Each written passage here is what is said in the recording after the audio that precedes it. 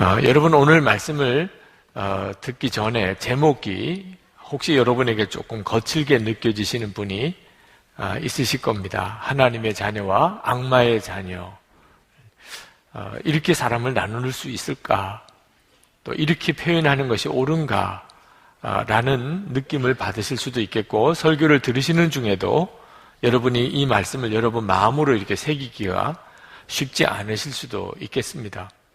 그러나 이제 정말 하나님의 말씀 앞에 우리가 정직하게 서야 될 때가 됐다고 생각합니다. 오늘 말씀이 성령의 도우심으로 여러분들에게 정말 하나님의 자녀가 되는 거룩한 결단으로 인도해 주시기를 원합니다.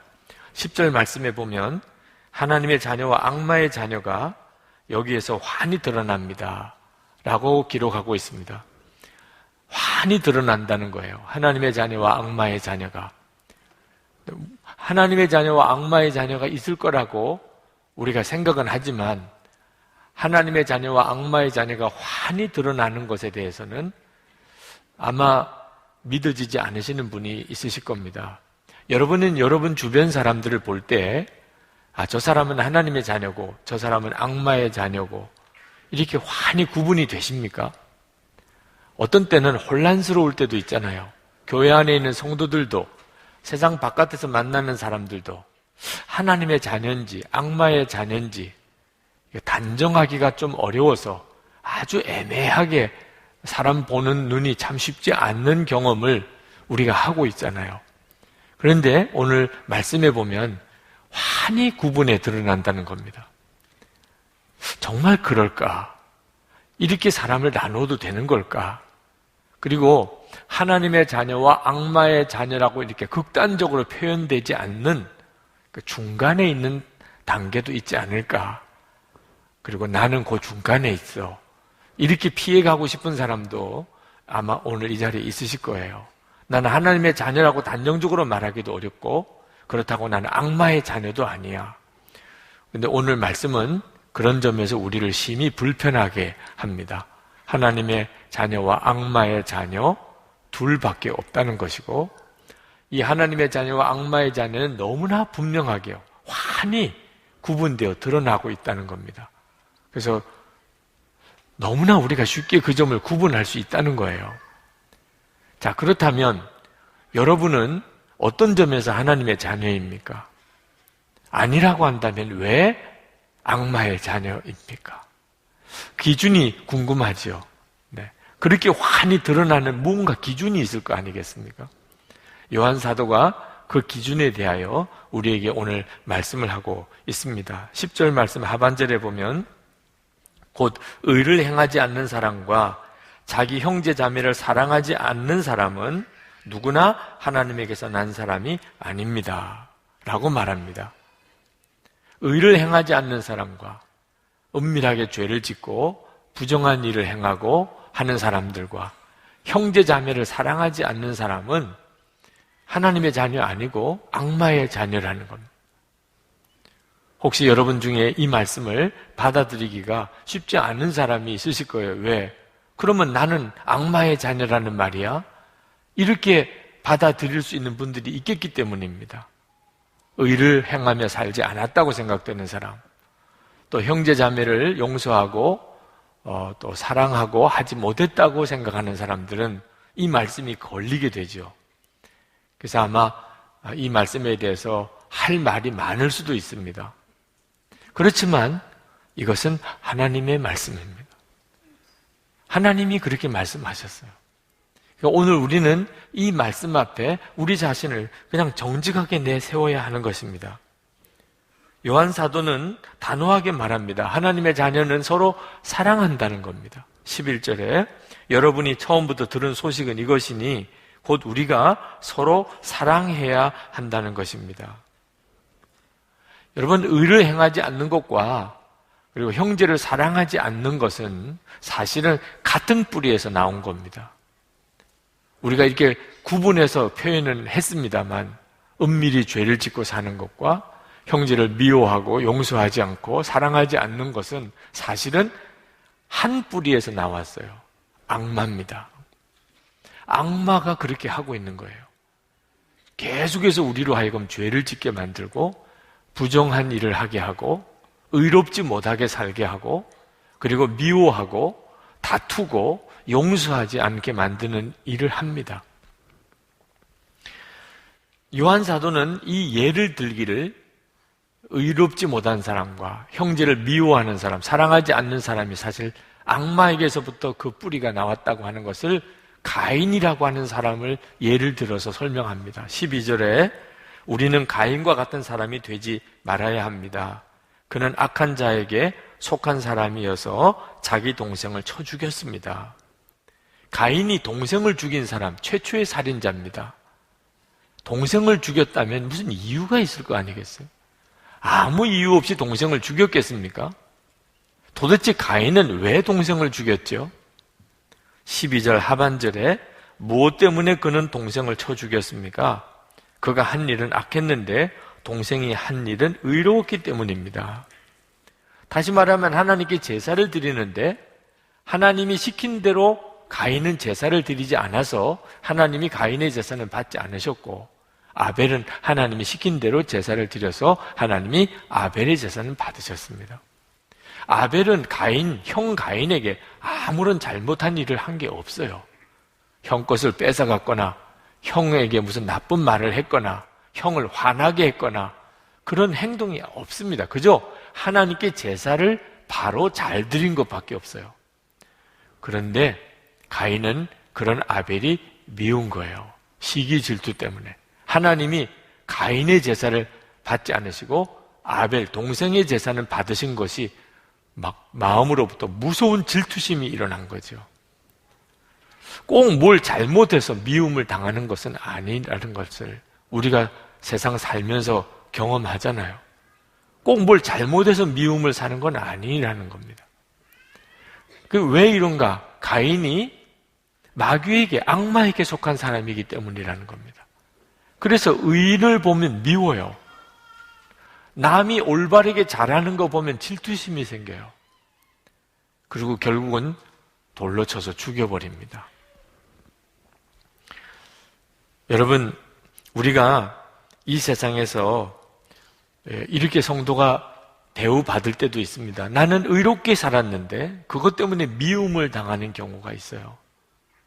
그럴 경우에 오늘 요한 사도는 그걸 이상하게 여기지 말라. 가인의 경우를 보라는. 여러분, 이 가인의 지은 죄를 가만히 우리 자신에게 적용해 봐야 됩니다. 혹시 나는 그렇지 않을까? 왜? 가인처럼 되지 말라고 그랬잖아요. 가인은 동생을 시기하고 질투했습니다. 우리는 쉽게 시기 질투합니다. 그런데 그걸 죄라고, 그렇게 큰 죄라고 여기지를 않습니다. 아유, 시기 질투심이 없는 사람이 누가 있어? 그렇지 않고 오늘 말씀은 시기하고 질투하는 죄가 악마적인 뿌리에서 나왔다고 말합니다.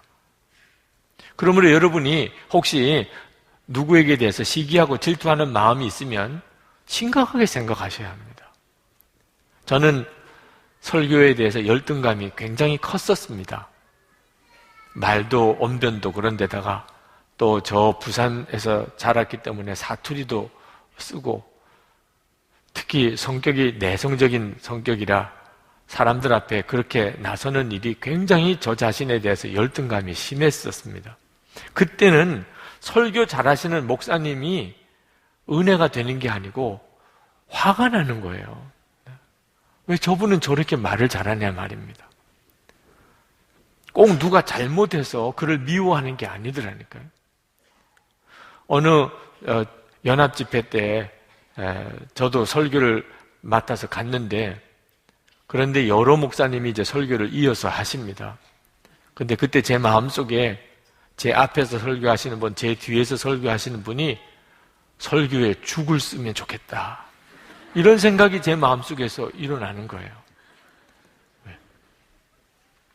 무섭다는 생각이 들어요. 제가 무섭더라고요, 제가. 그런 생각을 하는 제가 무서워.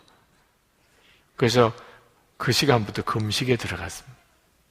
이런 생각을 하는 것 자체가 얼마나 무서운 일인가. 목사인 제가 그 청년들과 성도들이 은혜를 받아야 되는 그 갈급함으로 모인 그 집회 때 말씀을 전한다고 하면서 그런 속으로 생각을 하고 있다니. 여러분, 우리 속에 정말 무서운 일들이 일어나고 있습니다.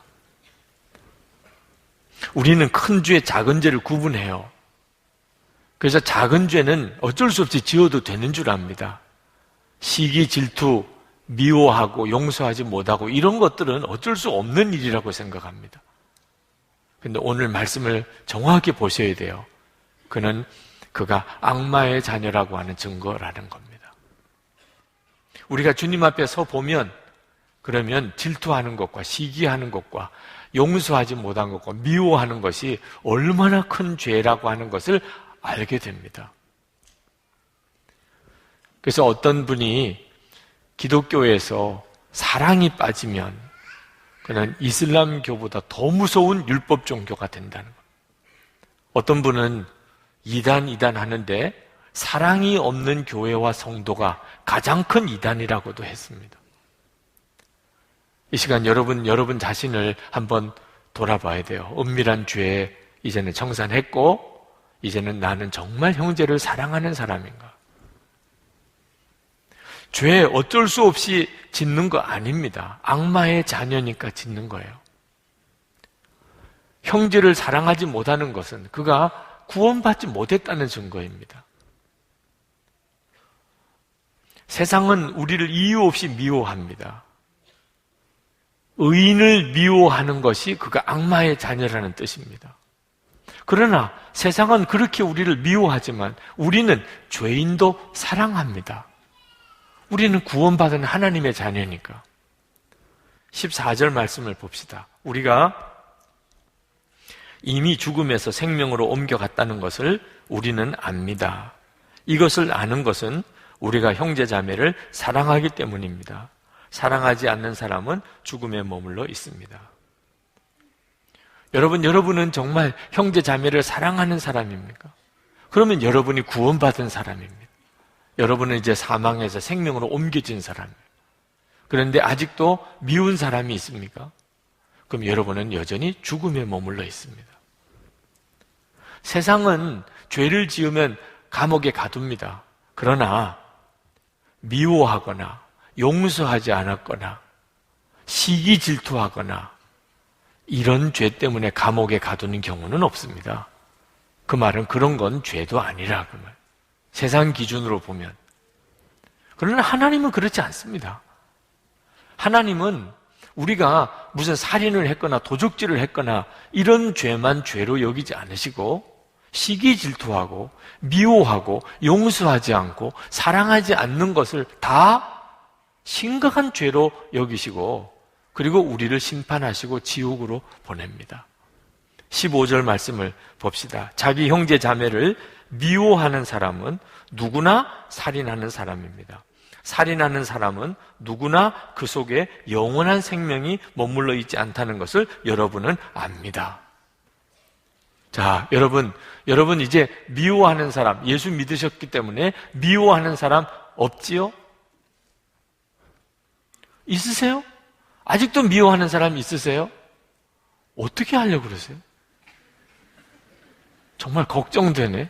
어떻게 하려고 아직도 미워하는 사람을 마음에 품고 계세요?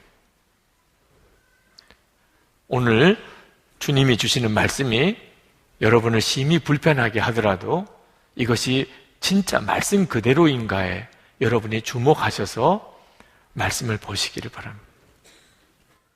그러나 우리가 지옥에 가지 않으려고 천국에 가야 되니까 우리가 형제를 사랑해야 되고 또 은밀한 죄를 청산해야 되는 것은 아닙니다. 그럴 수도 없습니다. 우리가 하나님의 자녀가 되고 그리고 천국에 가기 위해서 이제 은밀한 죄를 짓지 말아야 되고 형제 자매를 사랑해야 된다. 이건 불가능한 일입니다. 그게 가능하다면 예수님이 십자가에 죽으실 필요가 없었다니까요.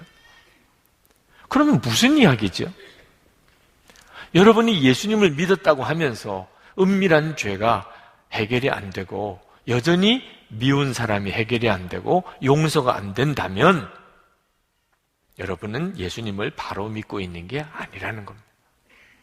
교회는 나올지 몰라도 여러분은 예수님을 바로 믿고 있는 게 아니라는 거예요.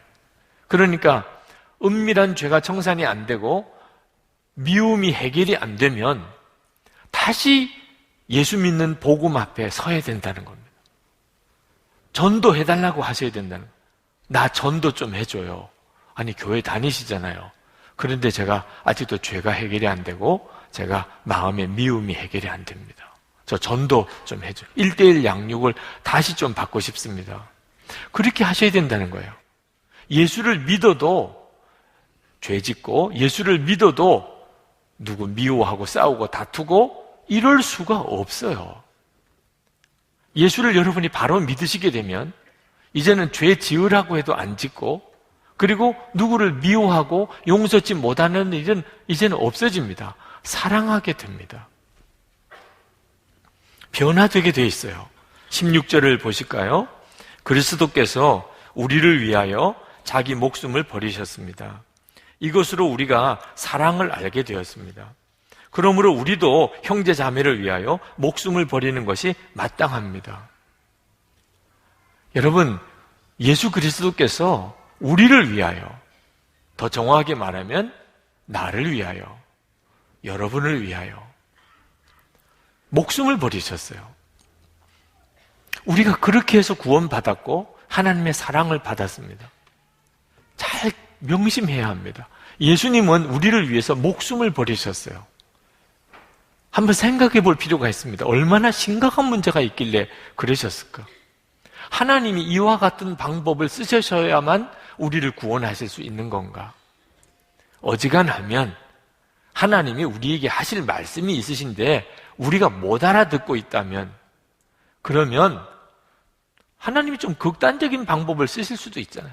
예를 들면 하늘에 다 볼 수 있게끔 하늘에다가 아예 하나님이 하시고 싶은 말씀을 쫙 쓰시는 겁니다. 그리고 난 다음에 우리 송구영신 예배 기도회처럼 한 5주 동안 계속 하늘에다가 보여주세요. 그러면 어지간히 다 읽으시겠죠?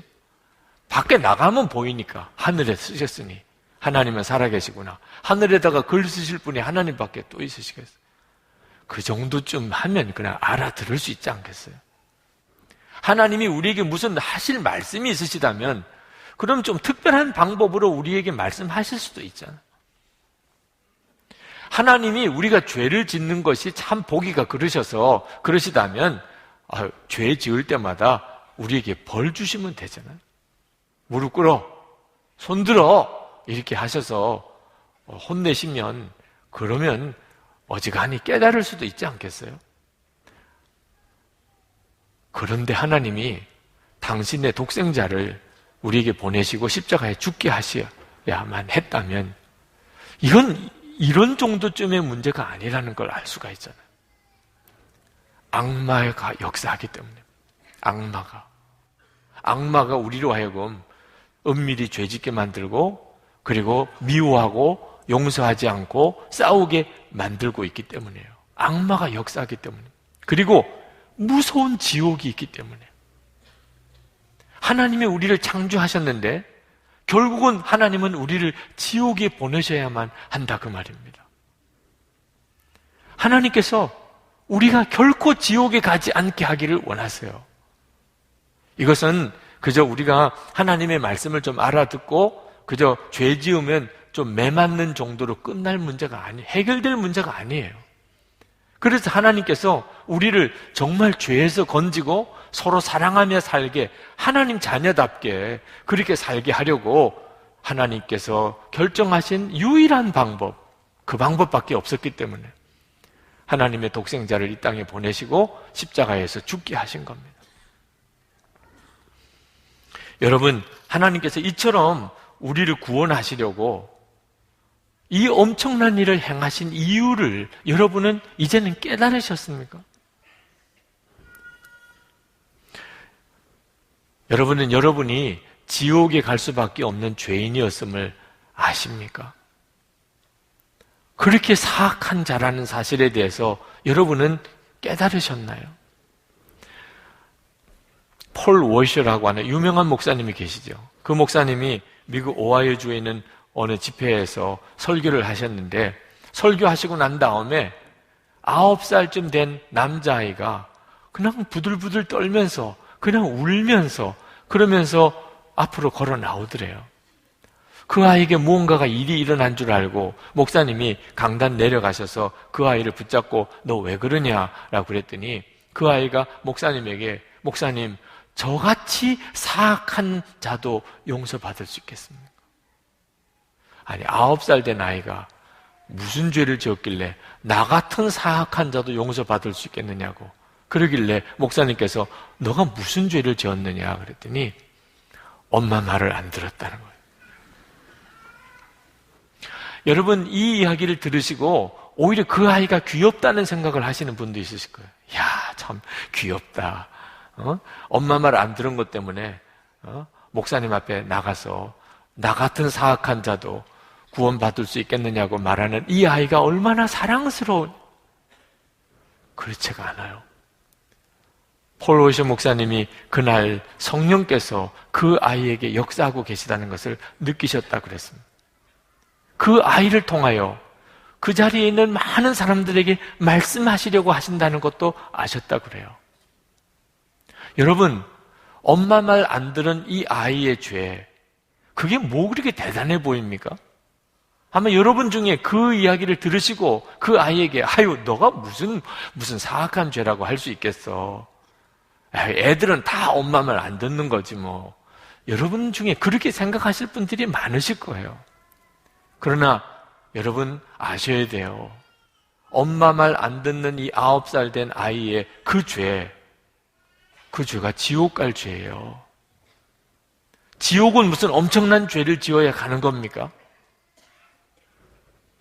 여러분, 아담과 하와가 선악과를 따먹고 우리에게 원죄를 심어 주었는데 아담과 하와가 지은 죄는 무슨 엄청난 죄입니까?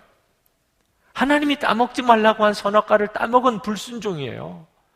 어린아이가 엄마 말 안 듣는 것과 똑같아요. 아담과 하와는 무슨 죄를 많이 지은 겁니까? 그거 딱 하나 지었어요. 선악과 따먹을 때 하나님께 불순종한 거. 여러분, 지옥 갈 죄는 무슨 심각한 죄를 지어야 가는 건 줄 아십니까? 죄 하나만 지어도 지옥 가요. 그런데 그 자리에 있는 사람들은 자기가 그렇게 심각한 상태에 있다는 아무런 느낌이 없었어요. 그 9살 된 아이만, 9살 된 그 아이만 이런 사악한 내가 구원받을 수 있을까요? 부흥의 시대의 기록을 읽어보면 이런 일들이 일어나요. 어린아이들이 말이에요. 아니, 세상에 어린아이들이, 그 아이들이 하나님 앞에 그렇게 통해 자복하면서 자기가 죄인이라고, 그리고 자기를 구원해 달라고 기도하는 역사들이 부흥의 시대 때 얼마나 많이 기록되는지 모릅니다. 성령의 역사죠. 어린아이든 어른이든 성령께서 역사하시면 그는 자기가 지옥 갈 죄인이라는 사실에 대해서 깨닫게 됩니다. 마틴 루터는 수도원의 수사였습니다. 그가 수도원에 왜 들어갔겠어요? 죄 안 짓고 살고 싶어서. 수도원은 죄 지을 가능성이 없는 곳이에요. 말씀 보고 기도하며 그리고 늘 주님만 묵상하고 사는 곳입니다. 그런데 마틴 루터는 그 수도원에서 살면서 그는 죄책감에 항상 부들부들 떨었습니다. 왜? 죄가 하나만 있어도 지옥 가는 것을 그가 알았기 때문에, 마음으로 짓는 죄만 가지고도 지옥 간다는 것을 그가 알았기 때문이에요. 그가 말씀을 읽으면서 하나님의 거룩함을 알게 되었습니다. 하나님은 너무나 거룩하신 분. 그렇기 때문에 자기는 하나님께 감히 가까이 갈 수가 없어요. 자기는 죄가 있습니다. 그는 자기 자신이 어릴 때부터 지었던 죄에 대해서 몸서리치게 두려워했어요. 그리고 자기 마음속에 끊임없이 일어나고 있는 이 죄된 생각이 수도원에 들어와서조차도 자기 속에 일어나는 이 죄된 생각 때문에 그는 미칠 것 같았어요. 어떻게 하면 내가 이 죄의 문제를 해결하고 하나님께 가까이 갈 수 있겠나? 하나님이 마틴 루터를 아주 본격적으로 다루시기 시작하셨어요. 그는 자기가 지옥에 갈 수밖에 없는 자라는 사실에 대해서 너무나 두려웠어요. 여러분이 결국은 지옥에 갈 수밖에 없는 자라는 사실을 깨달으면 여러분의 심정이 어떻겠습니까? 밥맛이 있겠어요? 잠이 오겠어요? 지옥에 갈 수밖에 없는 자다. 모르는 사람들이 하는 이야기 중에 차라리 죽는 게 낫다. 이건 진짜 모르는 사람이 하는 이야기예요. 지옥을 모르니까 힘들고 어려우면 차라리 죽는 게 낫다는 말을 쓰는 거예요. 지옥을 알고 나면 아무리 이 세상이 힘들고 어려워도 차라리 사는 게 나아요. 아무리 여기서 고통이 있고 아무리 여기서 어려워도 하나님은 아직까지 나에게 기회를 주세요. 지옥에 가지 않을 기회를. 이 세상에서 고통을 겪는 것이 죽고 지옥 가는 것보다 이건 비교할 수 없이 나은 일이에요. 하나님이 주시는 구원의 기회인 거죠. 근데 이제 지옥에 가게 될 거란. 마틴 루터는 사제에게 찾아가서, 신부에게 찾아가서 고해성사를 매번 했습니다. 하여튼 죄가 자기 마음속에 일어나면 즉시 달려가서 또 고해성사하고 또 고해성사. 나중에는 그 신부가 얼마나 귀찮은지 얼마나 힘이 든지 마틴 루터에게 형제여! 이제는 좀 죄를 몰아가지고 오라. 좀 고해성사를 할 만한 그런 큰 죄를 좀 짓고 와서 고해성사를 하는 거예요. 좀 말도 안 되는 걸 가지고 와서 죄를 지었다고 귀찮아 죽겠다는 거죠. 그 신부는 마틴 루터가 보았던 그 지옥을 보지 못한 거죠.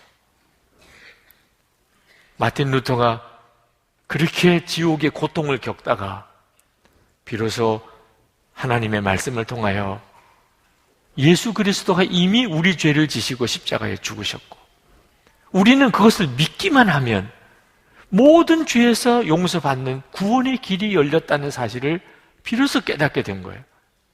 여러분 잘 기억해야 됩니다. 마틴 루터가 지옥의 고통을 겪었기 때문에 예수 그리스도의 십자가의 구원이 마틴 루터에게는 복음이었어요. 인생을 바꾸는 것이었어요. 마틴 루터는 의인은 곧 믿음으로 살리라.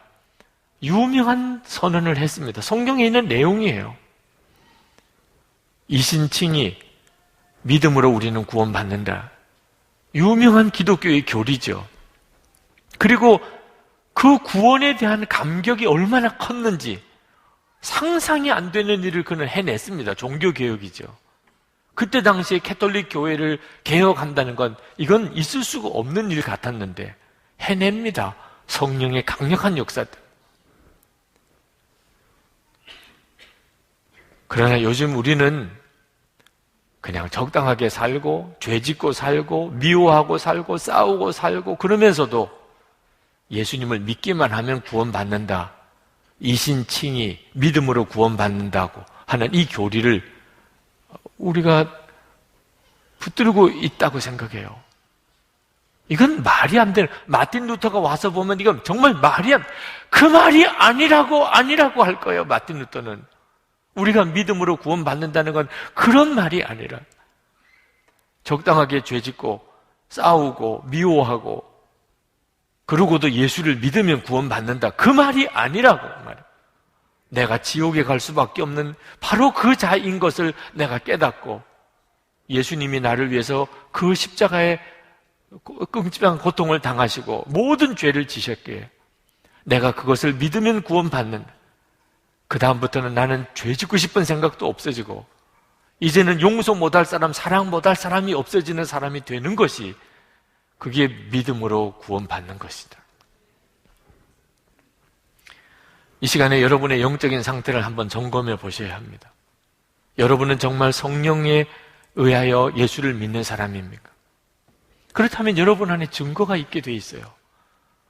은밀한 죄는 이제 다 청산하고 이제는 모든 사람을 사랑하고 살 겁니다. 그거밖에 내게 주어진 삶이 없어요. 그런데 여전히 은밀한 죄는 해결될 자신이 없고 모든 사람 용서하고 사랑할 자신이 없고 그렇게 살 수 있으리라고 믿어지지 않는 사람이 이 시간에 이 자리에 있으시다면 여러분 다시 한번 제가 점검해 보고 싶어요. 내일 주님이 오신다면 내일 그러면 그래도 그 죄 해결 안 하시겠습니까? 내일 주님이 오신다면 그래도 여전히 미움을 풀지 않겠습니까? 그래도 사랑 안 하시겠습니까? 내일 오신다면 하지요. 내일 오신다면. 여러분 마음에 내일 주님이 오신다면 그러면 내가 더 이상 그 죄를 왜 짓겠습니까? 내일 주님이 오신다면 내가 무슨 어려움을 겪어도 감옥에 간다 하더라도 내 죄 다 고백하고 내가 다 청산하고 주님 내일 오시는데 하루 감옥 가지요 뭐. 그거 왜 못하겠습니까?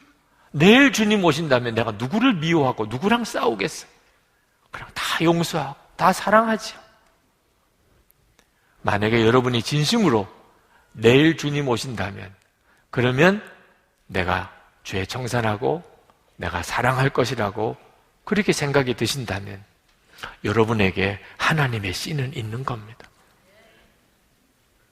여러분은 죄 청산할 수 있는 힘이 있어요.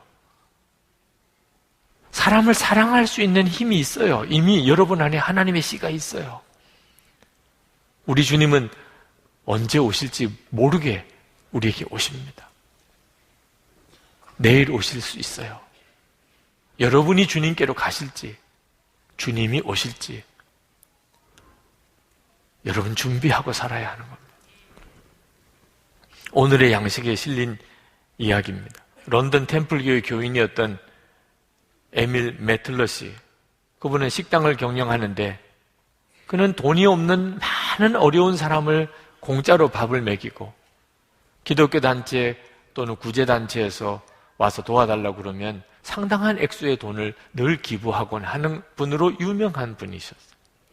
어느 날 어느 선교단체에서 와서 기부를 부탁을 했는데 선뜻 금고를 꺼내서 거기서 돈을 기부를 하는데 그 선교단체 직원이 보니까 그 돈 상자 안에 못이 하나 있는 겁니다. 큰 못이.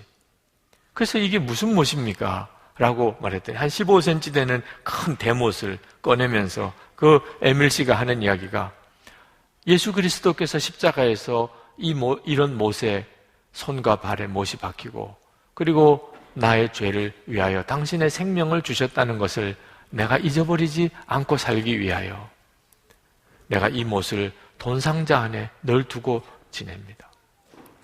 그리고 이 못을 볼 때마다 내가 누구를 도와야 되거나 할 때 인색한 마음이 들지 않습니다. 예수님은 나를 위해서 생명도 주셨는데 그래서 지금까지 이렇게 살았습니다. 여러분 정말 여러분이 예수 그리스도로 인하여 여러분이 지옥에 가는 자가 아니고 그리고 지옥에 갈 수밖에 없는 그런 자였는데도 하나님의 자녀가 되고 영생의 축복을 얻었다는 사실을 정말 안다면 그러면 여러분의 삶이 안 바뀔 수가 없어요. 하나님의 자녀답지 않게 될 수가 없습니다. 예수를 믿어도 건성으로 믿고 아직도 내가 지옥에 갈 그런 죄인이었음을 스스로 깨닫지도 못하고 하나님이 나를 얼마나 사랑하셨는지를 보지 못하니까 그러니까 죄의 유혹이 크고 그리고 사람들이 나를 미워하는 것을 오히려 내가 원수처럼 갖게 되는 거죠. 이태리에 사역하시는 한재훈 목사님 얼마 전에 페이스북에 쓴 글을 보았습니다. 오스왈드 챔버스 목사님의 주님은 나의 최고봉이라는 책을 읽다가 깜짝 놀라는 구절을 보았다는 겁니다. 예수님을 나의 구주로 영접한 이후 나는 어느 누구에게도 실망한 적이 없습니다. 아니, 사람을 이렇게 만나서 어떤 사람에 대해서 분노하기도 쉽고 어떤 사람에 대해서 불평불만하기도 쉬운 건데 실망한 적도 없었다. 어느 누구에게도. 이럴 수가 있냐 말입니다. 도대체 이 오스왈드 챔버스 목사님의 믿음이 얼마나 훌륭하기에 사람을 실망한 적도 없다. 한 명에게도. 너무 충격을 받았다는 거예요. 그런데 그 뒤에 놀라운 고백이 이어지더래요. 십자가에서 내가 얼마나 큰 죄인인 줄 알았습니다. 나는 어느 누구도 비판은커녕 실망할 자격도 없는 죄인입니다. 예수님의 십자가를 정말 아는 사람, 그 십자가에서 내가 구원받았음을 깨달은 사람은요, 남에게 나 너 실망했어, 너 이런 사람인 줄 몰랐어, 이런 말할 자격도 없어요. 자기가 어떤 사람인 줄 진짜 안 사람은, 십자가에서 정말 자기가 어떤 사람인 줄 눈이 뜨인 사람은. 여러분, 유혹이 크지만 세상 살 때 지옥의 실상은 더 비참한 거예요. 유혹이 되는 이유는요, 그 죄의 결과인 지옥을 모르니까 그런 거예요. 세상 살다 보면 의롭게 사는데도 미움을 받아요. 정말 속 뒤집어지는 일이죠. 그러나 내가 지옥 갈 자를, 하나님이 나를 얼마나 사랑하셨는지를, 하나님의 사랑을 알고 나면요, 나 미워하는 사람도 사랑하게 됩니다.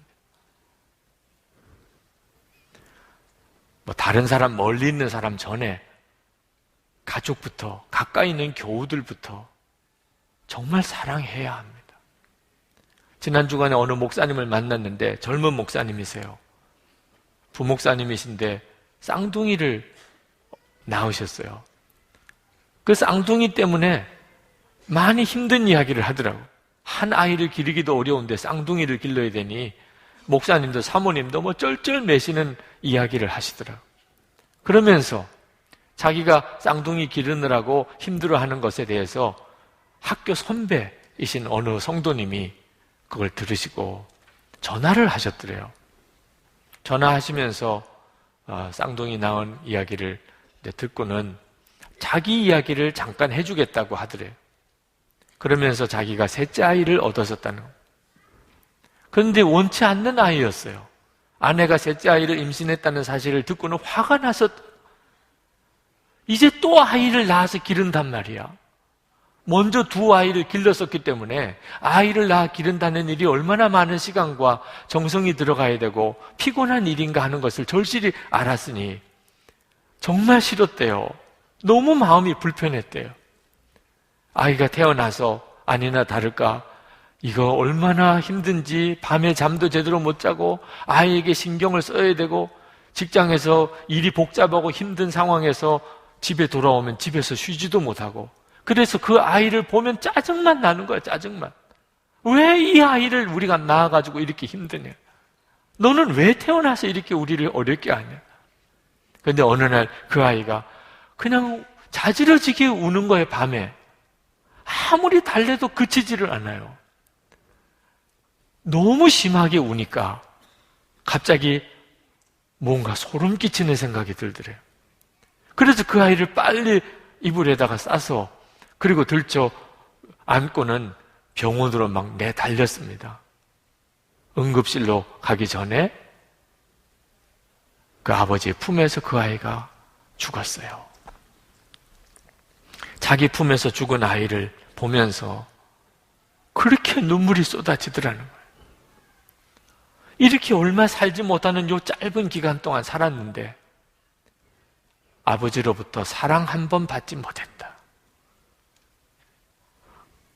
견딜 수 없이 눈물이 쏟아요. 왜 내가 이 아이에게 한 번 사랑을 주지 못했을까? 그 이야기를 그 목사님에게 들려주면서 목사님, 힘들다고만 하지 마세요. 후회를 남기지 마세요. 목사님, 정말 할 수 있는 것 사랑해 주세요. 여러분, 하나님께서 우리를 구원해 주신 이유는 말입니다. 이제는 더 이상 죄의 종로를 하지 말고, 이제는 미우고 싸우고 살지 말고 사랑만 하며 살라는 거예요. 이건 완전한 구원이에요. 그래서 우리에게 십자가의 복음이 있는 거예요. 주 예수님을 바라보고 사는 자는 이제는 정말 사랑만 하며 사는 자가 되는 겁니다. 이 시간 우리 기도합시다. 여러분, 정말 사랑해 줘야 될 사람인데 그것도 깨닫지 못하고 불평하고 원망하고 미워하고 살았던 일. 의인은 어쩔 수 없이 세상에서 미움을 당하게 되어 있는 것인데 그것 때문에 괜히 마음 상하고 그것 때문에 마음 흔들리고 나도 그만 악해져서 악하게 내가 했던 일들 하나님 앞에 다 회개합시다. 그리고 오늘 주의 십자가의 놀라운 은혜를 나에게 부어주소서. 나를 위해 죽으신 그리스도의 사랑을 내게 부어주소서. 그래서 나도 사랑하고 살게 해주소서. 통성으로 기도하겠습니다. 은혜와 사랑이 충만하신 아버지 하나님,